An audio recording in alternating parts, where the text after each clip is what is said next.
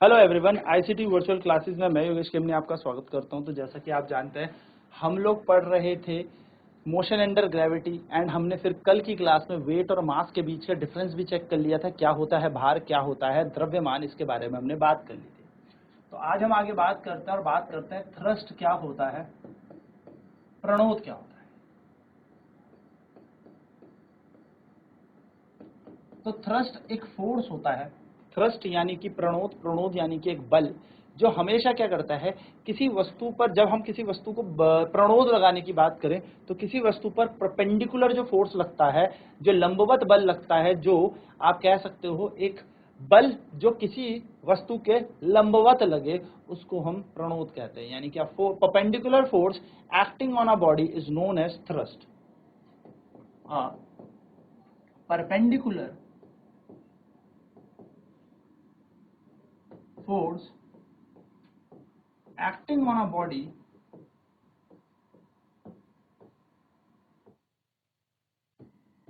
is called thrust.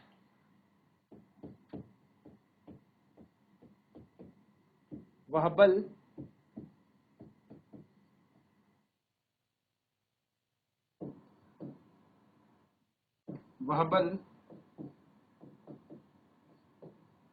जो किसी वस्तु पर लंबवत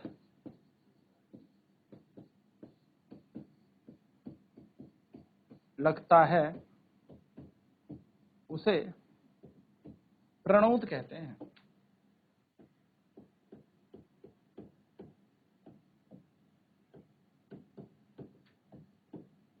यानी कि अगर मैं यहां पर बात करूं तो थ्रस्ट क्या है, थ्रस्ट इज अ फोर्स। प्रणोद क्या है, प्रणोद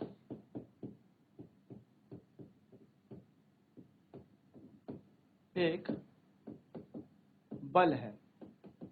यानी कि अगर हम प्रणोद बल की बात कर रहे हैं तो जो बल करता है वो प्रणोद करता है, बिल्कुल। तो प्रणोद एक हिसाब से हमने बल बोल दिया, जो परपेंडिकुलर फोर्स लगने वाला है उसका हमने नाम प्रणोद रख दिया, थ्रस्ट रख दिया।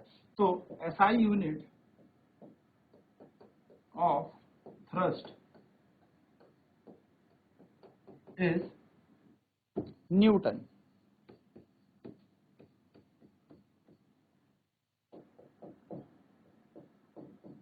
प्रणोद की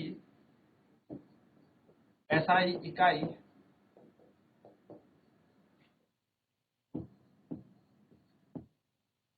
न्यूटन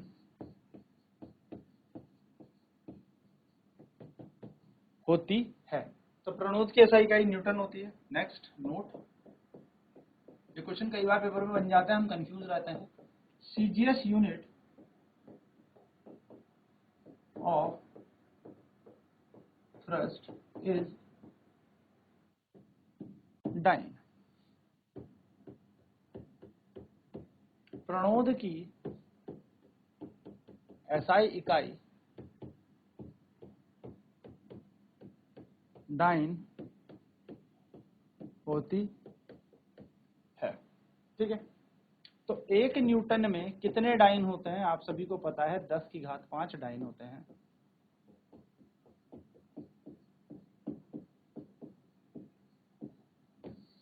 वहीं पर एक डाइन की बात करी जाए, एक डाइन में कितने न्यूटन होते हैं, तो 10 की घात -5 न्यूटन होते हैं।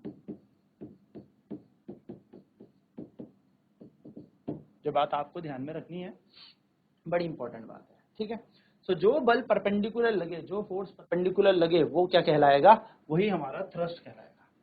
नाउ अगेन नोट है, अगर कोई बॉडी किसी सरफेस पे रखी हुई है, अगर कोई वस्तु किसी सतह पर रखी हुई है और इस वस्तु का द्रव्यमान m है, तो इसका भार कितना होगा, mg।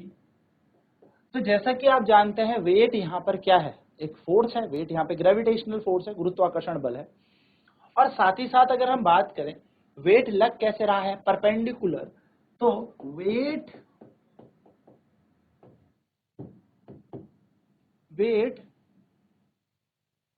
We will use weight as thrust when a body of mass m is given। किसी प्रश्न में आपसे ना थ्रस्ट पूछा होगा और थ्रस्ट आपको दे नहीं रखा होगा कि आपको ये नहीं बताया होगा कि कितना प्रणोद यहां पर लग रहा है, कितना थ्रस्ट यहां पर लग रहा है। अब आप इस क्वेश्चन में थ्रस्ट ढूंढने लग जाएंगे, थ्रस्ट मिलेगा ही नहीं। क्यों? क्योंकि दे ही नहीं रखा, आपको समझ में नहीं आएगा कि कैसे निकाला जाए। तो इस केस में आपको ना अगर कोई द्रव्यमान दे रखा है m, तो उस द्रव्यमान का जो भार है वो थ्रस्ट का काम करेगा, क्योंकि note point is weight is also a force, weight is also a force. तो ऐसे क्वेश्चनों में आपको वेट का उपयोग करना है थ्रस्ट के लिए। Weight is also a force and thrust is also a force. भार जो है वह भी बल है और प्रणोद जो है वो भी बल है, इसलिए हम कह सकते हैं भार को यहाँ पे प्रणोद के बराबर हम रख सकते हैं, यानी कि वेट को हम इक्वल्स रख सकते हैं थ्रस्ट के। यानी कि हम भार को प्रणोद की जगह उपयोग में ला सकते हैं जब m द्रव्यमान की वस्तु हमें दी गई हो। ठीक है, छोटी सी बात ध्यान में रखनी, क्योंकि भार भी एक बल ही है, तो भार भी तो एक बल है और प्रणोद भी एक बल है।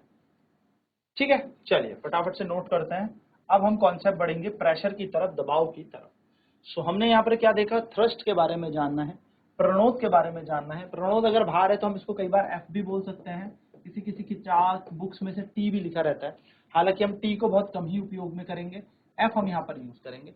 ठीक है, तो perpendicular force acting on a body is called thrust. वह बल जो किसी वस्तु पर लंबवत लगता है उसको हम क्या कहते हैं, बल प्रणोद कहता है। चलिए,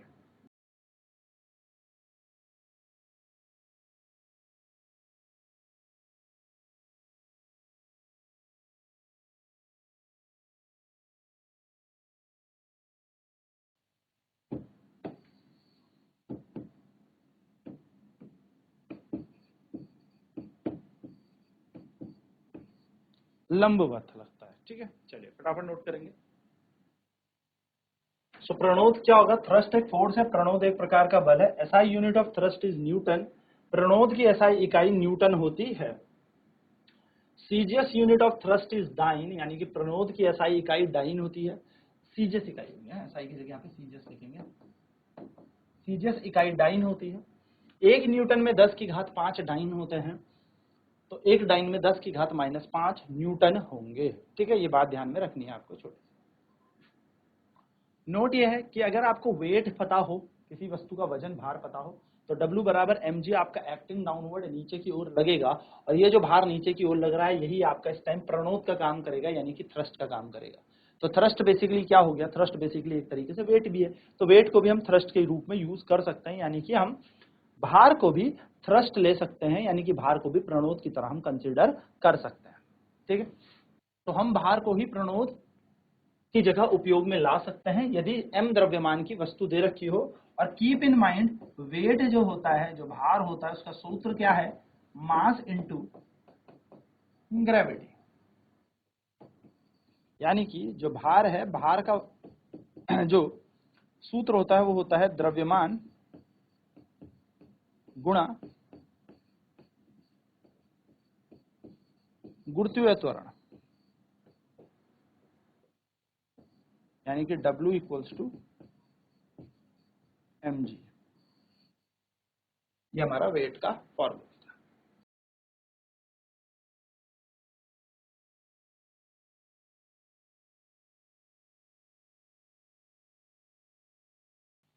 चलिए नेक्स्ट कॉन्सेप्ट की बात करते हैं, विच इज प्रेशर। प्रेशर जिसको हम कहते हैं दबाव या दाब, दबाव।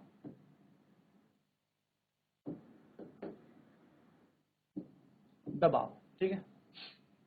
द फोर्स और the thrust acting per unit area is called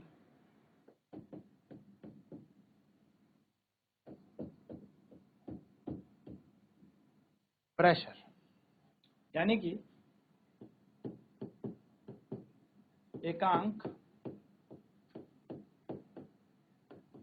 क्षेत्रफल पर लगने वाला प्रणोद दबाव कहलाता है। यानी कि प्रेशर हो गया तुम्हारा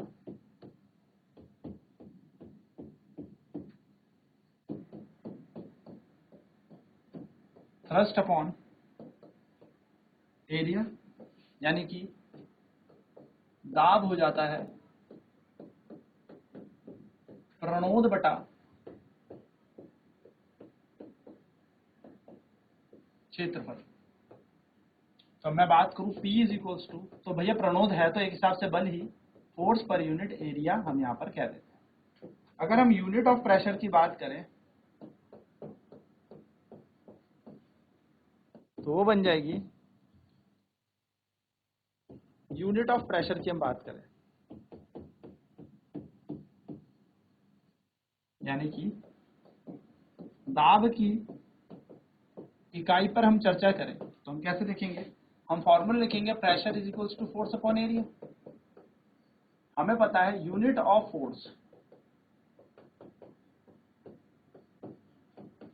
बल की इकाई,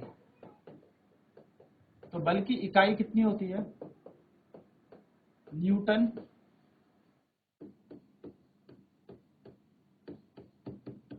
एन। और यूनिट ऑफ एरिया की मैं बात करूं यानी कि क्षेत्रफल की इकाई की मैं बात करूं तो क्षेत्रफल की इकाई क्या होती है, मीटर स्क्वायर, मीटर स्क्वायर यानी कि एम स्क्वायर। तो हम यहां पर बात करें अगर यूनिट ऑफ प्रेशर की,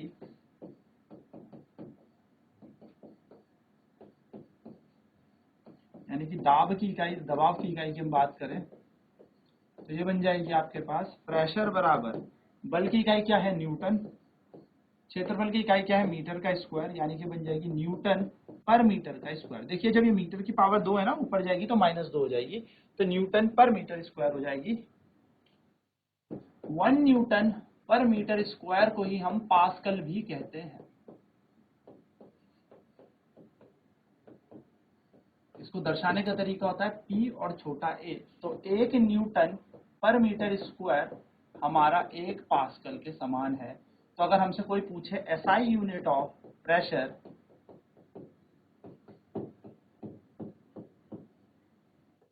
दबाव की SI इकाई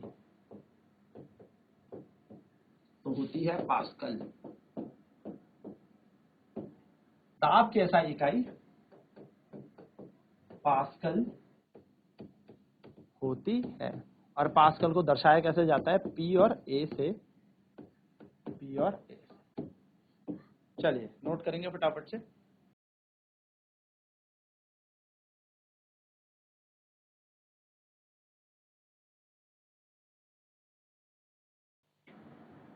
तो दाब बन जाएगा प्रणोद बटा क्षेत्रफल, प्रणोद होता है फोर्स यानी कि बल ही तो है, तो बल बटा क्षेत्रफल। तो यूनिट ऑफ प्रेशर अगर हमें निकालनी है यानी कि दबाव की इकाई हमें निकालनी है तो हमें क्या करना पड़ेगा, सबसे पहले हमें बल की इकाई पता होनी चाहिए, है ना, बल बटा क्षेत्रफल होता है। तो यूनिट ऑफ फोर्स बल की इकाई न्यूटन होती है और यूनिट ऑफ एरिया क्षेत्रफल की इकाई मीटर का स्क्वायर हो जाएगी। तो यहाँ पे हम फॉर्मूला लगाएंगे तो ये बन जाएगा न्यूटन पर मीटर का स्क्वायर, यानी कि हमारा आंसर आ जाएगा न्यूटन प्रति मीटर का स्क्वायर। ये हमारा क्या बन जाएगा, दबाव की इकाई बन जाएगी।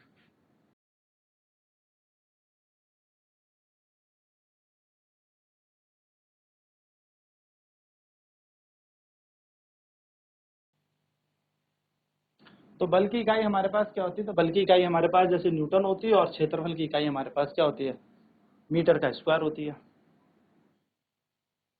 तो अगर हम यहाँ पे यूनिट ऑफ प्रेशर की बात करेंगे यानी कि दबाव की इकाई की बात करेंगे, तो दबाव की इकाई क्या बन जाएगी हमारी, न्यूटन पर मीटर स्क्वायर, न्यूटन प्रति मीटर स्क्वायर। इसी को हम क्या बोलते हैं, पास्कल कहते हैं। तो 1 न्यूटन प्रति मीटर स्क्वायर को पास्कल कहा जाता है, 1 न्यूटन प्रति मीटर स्क्वायर को पास्कल कहा जाता है। तो यूनिट जो प्रेशर की एसआई इकाई पूछी जाएगी वो पास्कल बोली जाएगी। एसआई इकाई न्यूटन पर मीटर स्क्वायर मत लिख देना, एसआई इकाई पास्कल है, पर हाँ 1 पास्कल 1 न्यूटन प्रति मीटर स्क्वायर के बराबर भी होता है। ठीक है, ये सिंपल सी चीज आपको ध्यान में रखनी है। चलिए तो आगे बड़ा बात करते हैं। क्वेश्चन है डिफाइन 1 पास्कल। 1 पास्कल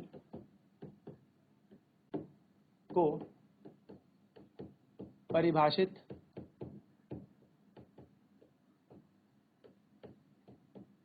करें।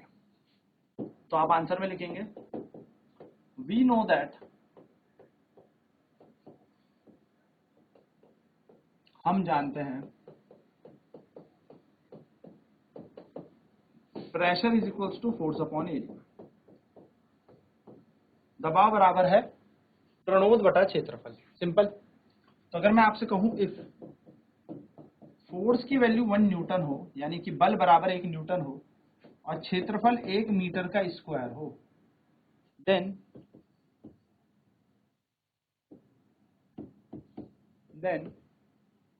तब प्रेशर बराबर क्या बन जाएगा, 1 न्यूटन बटा 1 मीटर स्क्वायर यानी कि 1 न्यूटन प्रति मीटर का स्क्वायर यानी कि 1 पास्कल। तो हम कहेंगे when a force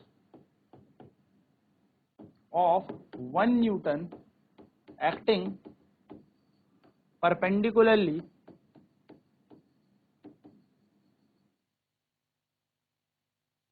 on a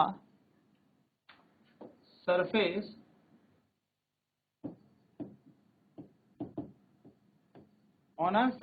having, या मैं कह सकता हूं when a force of 1 Newton acting perpendicular on a unit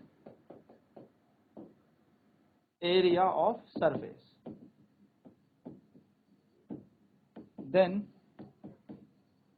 pressure exerted by the force is 1 pascal.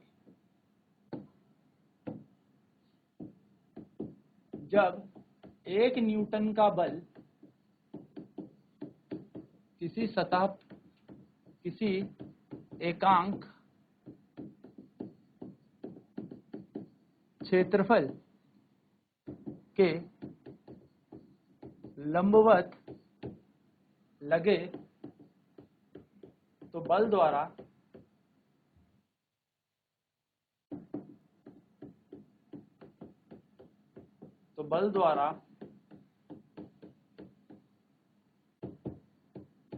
लगाया गया दबाव 1 पास्कल होता है। ठीक है, सिंपल सी ये बात। चलिए नोट डाउन करेंगे।